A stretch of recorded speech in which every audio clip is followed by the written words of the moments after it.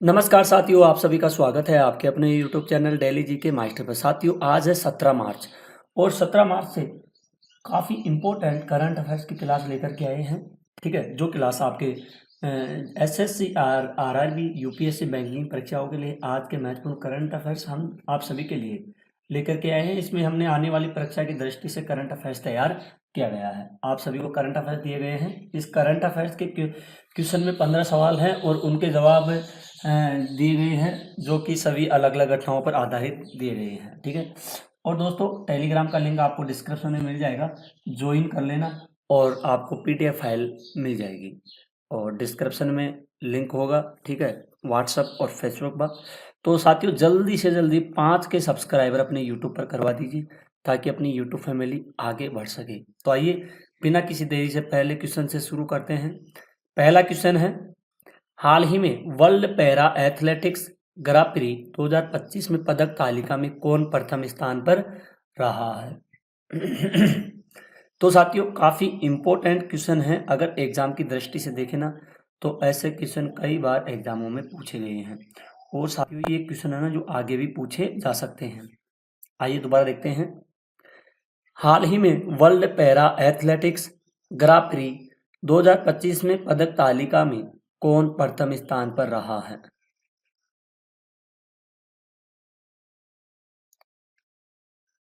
तो साथियों, इसमें प्रथम स्थान पर कौन रहा है? इसमें रहा है अपना प्यारा भारत, प्रथम स्थान पर रहा है।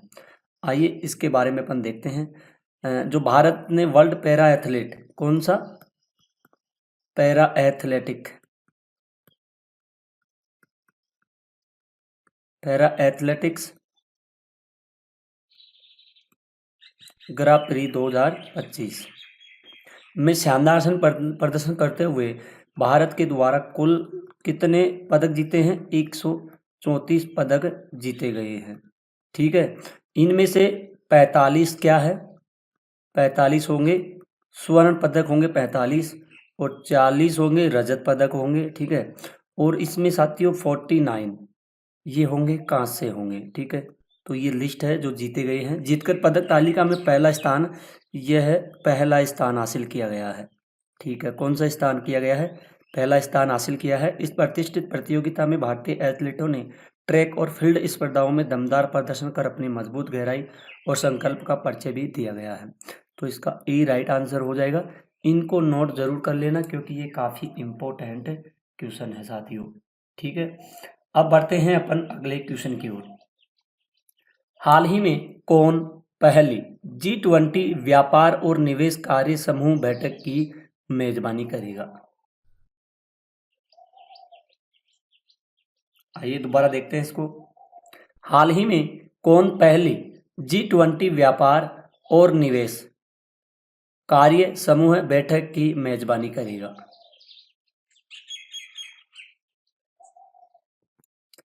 तो साथियों, इसकी मेजबानी की जाएगी किसके द्वारा?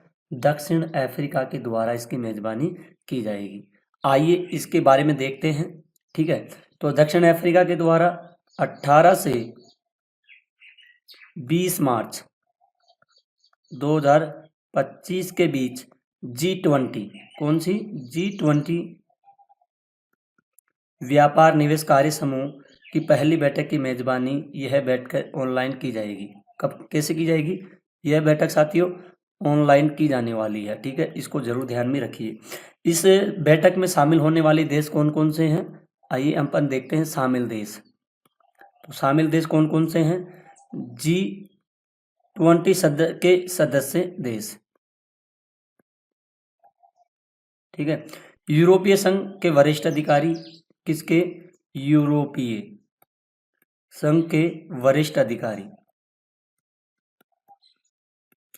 ध्यान से देखिएगा आप लोग। ठीक है, और नोट करते चलना क्योंकि ये काफ़ी इम्पोर्टेंट क्लास होने वाली है आज की। ठीक है, और दूसरा होगा अफ्रीकी, अफ्रीकी संघ के वरिष्ठ अधिकारी इसमें शामिल होंगे। ठीक है, और अगला आता है विश्व व्यापार संगठन, और कौन है? ये होगा विश्व व्यापार संगठन भी इसमें शामिल होगा। ठीक है, संयुक्त राष्ट्र व्यापार और विकास, संयुक्त राष्ट्र व्यापार व विकास, ठीक है, ये शामिल होने वाले हैं। और आर्थिक सहयोग और संगठन और अफ्रीकी क्षेत्र के समुदाय। अब 2000 जो दिसंबर 2024 में एकजुटता, समानता, स्थिरता विषय के तहत साल 2025 के लिए G20 की अध्यक्षता संभाली थी। तो साथियों, G20 अध्यक्षता के तहत एक साल के लिए G20 एजेंडा का संचालन किया जाता है। और G20 में दो समानांतर ट्रैक होते हैं, वित्त ट्रैक और शेरपा। कौन कौन सा ट्रैक होता है? एक तो होता है वित्त ट्रैक और दूसरा ट्रैक होता है साथियों शेरपा ट्रैक, ठीक है। ये दो ट्रैक होते हैं, ठीक है, इसको ध्यान रखना। वित्त ट्रैक का इसका नेतृत्व करते हैं, कौन करते हैं? वित्त मंत्री करते हैं, ठीक है, वित्त मंत्री करते हैं। किसका? वित्त ट्रैक का। और सेंट्रल बैंक के गवर्नर करते हैं, सेंट्रल बैंक के गवर्नर भी इसमें करते हैं, ध्यान में रखिएगा। और शेरपा ट्रैक का नेतृत्व ओनली शेरपा ही करता है। कौन करता है? शेरपा ही करता है, ध्यान में रखना। काफ़ी इंपॉर्टेंट क्वेश्चन है जो अपने ये जितने भी डिस्कस किए हैं सॉल्यूशन, तो इसको आप लोग नोट कर लेना।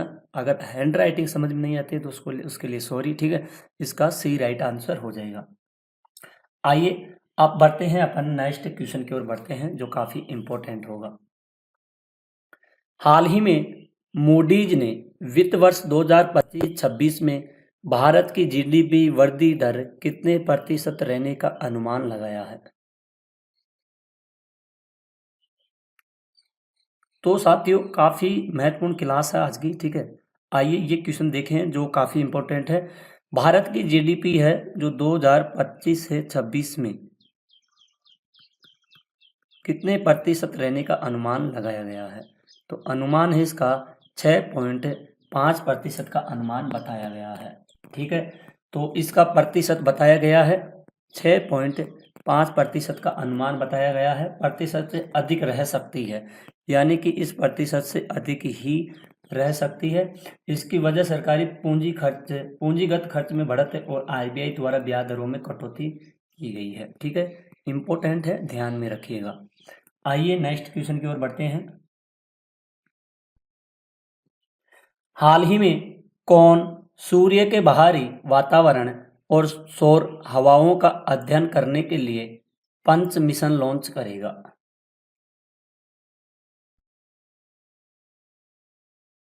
और ये पंच मिशन साथियों, ये लॉन्च किया जाएगा, किसके द्वारा किया जाएगा? ये किया जाएगा नासा के द्वारा लॉन्च किया जाएगा, यानी कि इसका डी राइट आंसर होगा। आप लोग इसको ध्यान में रखिएगा। आइए इसको अपन देख लेते हैं एक बार, काफ़ी इम्पोर्टेंट है। और ये होगा साथियों, इसका नाम होगा आदित्य L1 मिशन, ठीक है, लॉन्च किया गया। यह मिशन सूर्य के बाहरी वातावरण और सूर्य हवाओं को अध्ययन करेगा। यह मिशन पृथ्वी प्रणाली के लैग्रेंज बिंदु 1 के चारों ओर प्रभा मंडल कक्षा में भेजा गया है। यह मिशन सूर्य के प्रकाश मंडल, कहाँ पर? यह सूर्य के प्रकाश मंडल और क्रोमो, ध्यान से देखिएगा इसको, क्रोमोस्फेयर और कोरोना पर भी अध्ययन करेगा। यह मिशन सूर्य के निकलने वाले विकिरणों का भी अध्ययन करेगा। जो सूर्य से विकिरण निकलती है उसका भी अध्ययन किया जाएगा इससे, ठीक है। यह मिशन सूर्य से जो तेज हवाएं और सौर तूफानों का अध्ययन भी करेगा। इस मिशन से हमारा वातावरण किस तरह प्रभावित होता है इस बारे में भी जानकारी प्रदान करेगा, ठीक है। तो ध्यान में रखिएगा, ये काफ़ी इंपॉर्टेंट क्वेश्चन होगा और इसका डी राइट आंसर हो जाएगा। आइए अपन बढ़ते हैं अब अगले नेक्स्ट क्वेश्चन की ओर। हाल ही में किसने 15वीं हॉकी इंडिया सीनियर महिला राष्ट्रीय चैंपियनशिप 2025 का खिताब जीता है? तो 2025 का खिताब ये किसके द्वारा जीता गया है साथियों? ये जीता गया है झारखंड राज्य के द्वारा जीता गया है। जो झारखंड ने बुधवार को यहाँ गत चैंपियन हॉकी हरियाणा को, किसको? हॉकी हरियाणा को कितने से हराया है? निर्धारित समय 1-1 से बराबरी के बाद 1-1 बराबरी के बाद शूट आउट में 4-3 से हराकर 15वीं हॉकी इंडिया सीनियर महिला राष्ट्रीय चैंपियनशिप जीत ली है। और प्रमोदनी लाकड़ा 44 और रानी 42 ने निर्धारित समय में गोल किए हैं। ठीक है, तो इसका सी राइट आंसर हो जाएगा और ये इम्पोर्टेंट क्वेश्चन भी हो जाएगा। आइए साथियों नेक्स्ट क्वेश्चन की ओर बढ़ते हैं। हाल ही में यूएई ने किस देश में 10 अत्याधुनिक प्रसूति और बाल चिकित्सा केंद्र स्थापित करने की घोषणा की है?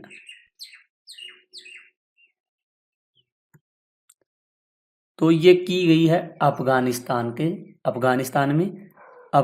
के लिए की गई है। ठीक है, इसको जरूर ध्यान में रखना, इसका ई राइट आंसर हो जाएगा। नेक्स्ट क्वेश्चन है, आइए नेक्स्ट क्वेश्चन की ओर बढ़ते हैं अपन। हाल ही में किसने उपग्रह प्रक्षेपण के माध्यम से लगभग 14 करोड़ 30 लाख अमेरिकी डॉलर के निवेश राजस्व का सृजन किया है? और साथियों ये सृजन किया गया है, किसके द्वारा किया गया है? इसरो के द्वारा किया गया है। आइए ये इसरो के द्वारा किया गया है, इसके बारे में देख लेते हैं। इसरो ने उपग्रह प्रक्षेपण के माध्यम से 14 करोड़ 30 लाख अमेरिकी डॉलर के राजस्व का सृजन किया। भारतीय अंतरिक्ष अनुसंधान संगठन इसरो के उपग्रह प्रक्षेपण के माध्यम से लगभग 14-30 लाख अमेरिकी डॉलर के राजस्व का सृजन भी किया गया है। तो इसका सी राइट आंसर हो जाएगा और ये क्वेश्चन भी इम्पोर्टेंट क्वेश्चन हो जाएगा। आइए नेक्स्ट क्वेश्चन की ओर बढ़ते हैं। हाल ही में वार्षिक सेंट एथनी समारोह कहाँ शुरू हुआ है? तो ये समारोह शुरू हुआ है श्रीलंका में। कहाँ पर शुरू हुआ है साथियों? ये श्रीलंका में शुरू किया गया है। अदानी ग्रीन ने श्रीलंका से 442 मिलियन डॉलर की पवन ऊर्जा परियोजनाओं को वापस लिया है और 4 फरवरी को श्रीलंका ने अपना राष्ट्रीय दिवस मनाया है। तो ये श्रीलंका के बारे में है, 2 पॉइंट है। ठीक है, इनको जरूर ध्यान में रखिएगा।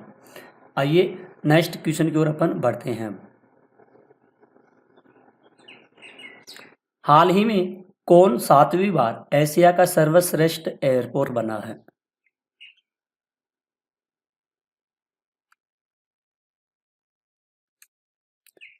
तो सर्वश्रेष्ठ एयरपोर्ट बना है दिल्ली का एयरपोर्ट बना है एशिया का सबसे सर्वश्रेष्ठ।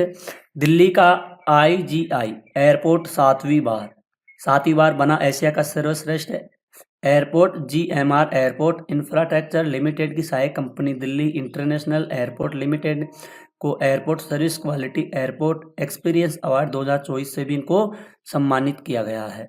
ठीक है, ध्यान में रखना, इसका ए राइट आंसर हो जाएगा। अगला क्वेश्चन है, हाल ही में देव मुखर्जी का निधन हुआ है, वे कौन थे?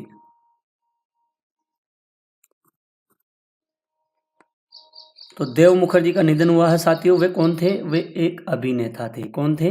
एक अभिनेता थे देव मुखर्जी। ठीक है, ध्यान में रखना, ये 14 मार्च को 83 साल की उम्र में इनका निधन हुआ है। कितनी साल में? 14 साल की उम्र में, 83 साल की उम्र में इनका निधन हुआ है। ठीक है, अगले क्वेश्चन की ओर बढ़ते हैं। हाल ही में ICICI बैंक ने किसे सुरक्षा परिचालन प्रमुख नियुक्त किया गया है? तो ये कमलवली को ICICI बैंक का सुरक्षा परिचालन प्रमुख नियुक्त किया गया है। ठीक है, आइए नेक्स्ट क्वेश्चन की ओर अपन बढ़ते हैं। अगला क्वेश्चन है, हाल ही में किस देश ने अमेरिका से पोलैंड में परमाणु हथियार तैनात करने का आग्रह किया है? तो ये आग्रह साथियों अमेरिकी से पोलैंड में परमाणु हथियार तैनात करने का आग्रह कर दिया गया है। ठीक है, काफ़ी इम्पोर्टेंट क्वेश्चन है और महत्वपूर्ण भी है। तो ये किया गया है पोलैंड, ये पोलैंड के द्वारा किया गया है, इसका बी राइट आंसर हो जाएगा। आइए नेक्स्ट क्वेश्चन की ओर बढ़ते हैं। हाल ही में कौन दुबई में FDI का शीर्षस्रोत बन गया है? FDI का शीर्षस्रोत बना है, कौन बना है? ये अपना भारत बना है साथियों। कौन बना है? ये भारत बना है। ठीक है, ध्यान में रखिएगा। नेक्स्ट क्वेश्चन है, हाल ही में अमेरिका ने किस देश के स्टील एल्यूमीनियम आयात पर टैरिफ को 25% से बढ़कर 50% कर दिया गया है? तो ये किया गया है कनाडा के द्वारा। ठीक है, इसको भी आप लोग ध्यान में रखिएगा। नेक्स्ट क्वेश्चन है, हाल ही में किस मंत्रालय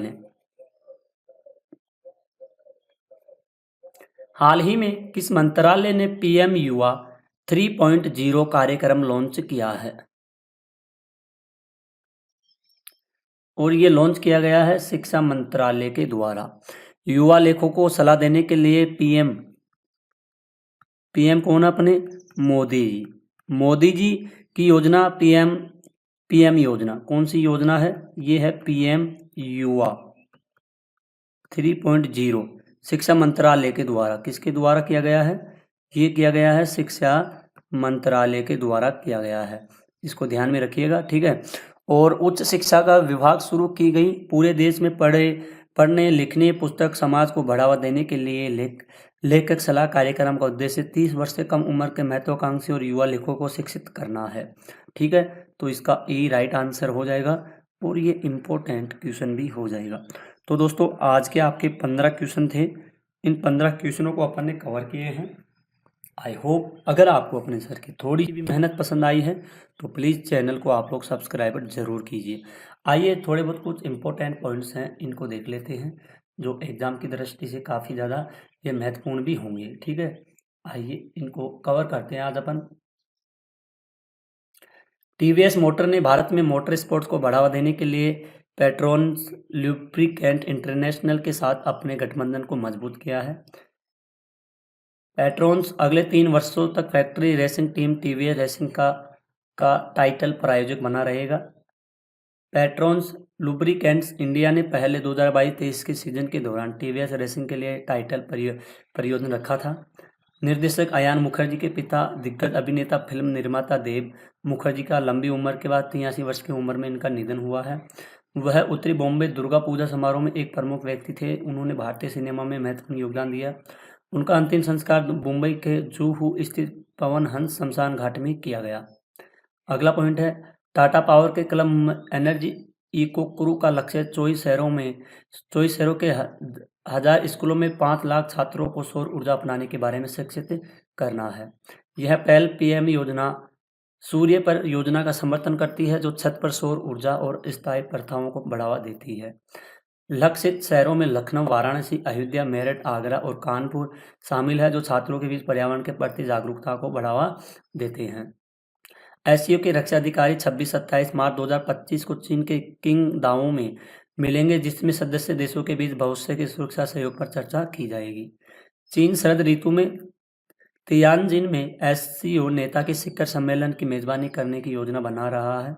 2025 के एससीओ प्रेसिडेंसी के लिए चीन ने upholding the Shanghai spirit SCO on the move विषय वस्तु थीम को चुना और 2025 को एससीओ ईयर ऑफ सस्टेन है। ठीक है, भारत बांग्लादेश नौसेना अभ्यास आईएनएस रणवीर और बीएनएस अब्बू उबैदा ने बंगाल की खाड़ी में भोगोसागर 2025 कोरपट में भाग लिया है।